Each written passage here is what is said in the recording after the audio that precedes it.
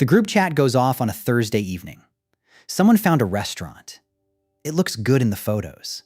The kind of place with small plates and a cocktail menu and a bill that arrives folded in a leather holder, as if presentation makes the number easier. Nobody says anything about the price. Nobody asks. Because in a group of people who've known each other long enough to stop performing, asking about the price is still somehow the thing that feels like a performance. So you go. You split it evenly the way you always do. Because splitting evenly is easier than the math that'd reveal who ordered what, and the math that'd reveal who can actually afford this. You get home, you check the account, $94 for dinner, plus the Uber, plus the drinks before dinner at the place someone suggested as a pre-dinner drink, which turned into 2 drinks because the first round arrived before anyone mentioned moving. $147 on a Thursday. Because that's what Thursday costs when you've got the friends you've got in the city you're in. At the income level, everyone's roughly agreed, without discussion, is what life should cost. The most financially dangerous person in your life isn't your enemy.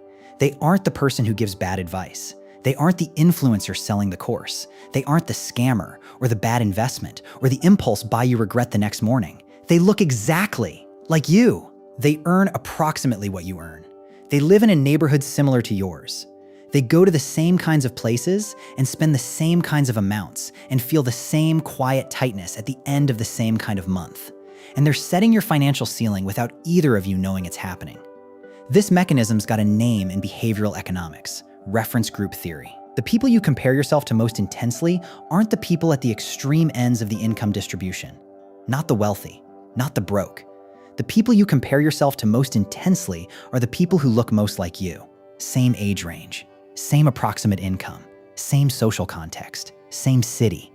These are the people against whom you unconsciously calibrate what's normal. Normal to spend on dinner, normal to spend on a trip, normal to own, normal to drive, normal to live in. And normal's the most powerful financial force most people ever encounter. Because you don't fight normal. You don't argue with normal. You don't negotiate with normal the way you might negotiate with a bad habit or a specific impulse. You just absorb it. The way you absorb the temperature of a room you've been in long enough to stop noticing the temperature. Here's what the data says about how much this costs. A recent Ally Bank survey of Gen Z and millennials found that only 18% budget for activities with friends, not 50%, not even a third, 18%. And 59% of that same group say their financial goals are impacted by spending on activities with friends. 59% say the spending's affecting where they're going financially. 18% have a plan for it. Young adults spend up to $1,775 in a 6-month period just on social activities with friends. For Gen Z specifically, the average is $433 a month. $433 a month on friendship, not including the costs that friendship influences indirectly. The apartment in the neighborhood where the friend group lives, the car that fits the social context, the wardrobe that reads correctly at the places the group goes. Just the direct social spend, $433.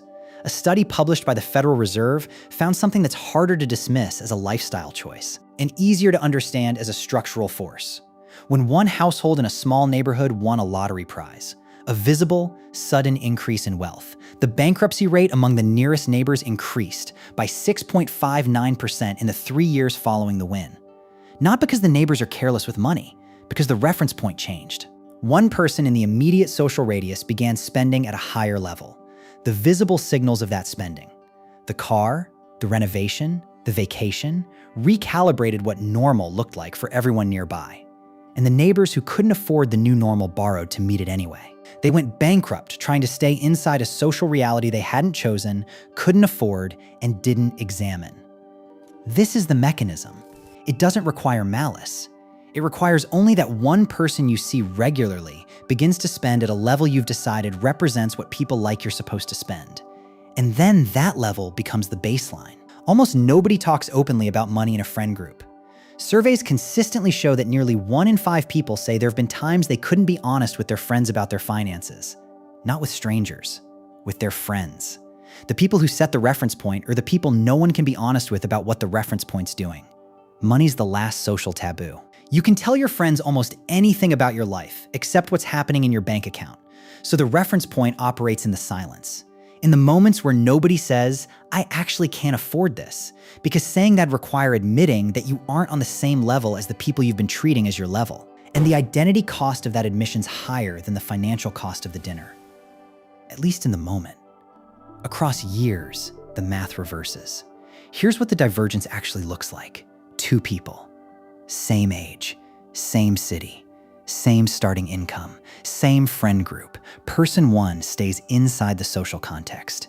Every dinner, every trip, every birthday dinner at the place with the small plates and the leather holder. Person 2 begins to diverge. Quietly, not dramatically. Just a gradual recalibration of what they're willing to let the reference group decide is normal for them. They miss some dinners. They suggest cheaper alternatives sometimes. They say no to the trip once. The $433 a month that person 1 spends on social activity, person 2 redirects $200 of it, not all of it, $200, into an index fund on the 5th of every month. While person 1's $433 disappears into the month the way social spending always does. Without a trace, without a return, without a number that compounds. At 5 years, the difference between those 2 people isn't visible at the dinner table. At 10 years, person 2's got approximately $38,000 built from the redirected $200 a month at historical average market returns. Person 1's got the same account balance they had at the start, adjusted for whatever raises arrived and whatever lifestyle expansion met those raises immediately. At 20 years, person 2's crossed $150,000 from that one adjustment. $150,000 from $200 a month. From the decision not to let the group chat set the budget. Now, the uncomfortable truth. You can't change your financial trajectory without changing your reference point. Not necessarily the people. You don't have to leave your friends. You don't have to explain yourself. You don't have to announce a new financial chapter or make the group uncomfortable with a conversation nobody's got the framework to have comfortably. But you have to change what you use as the comparison. Because the comparison happens automatically. Every time you see what someone in your circle owns. Every time someone mentions where they're going. Every time the group chat produces an invitation that's got a price attached to it that nobody names, the comparison runs. And if the comparison's running against a group that's unconsciously agreed to spend at a level your bank account can't sustain without forfeiting the future, the comparison's the cost, not the dinner.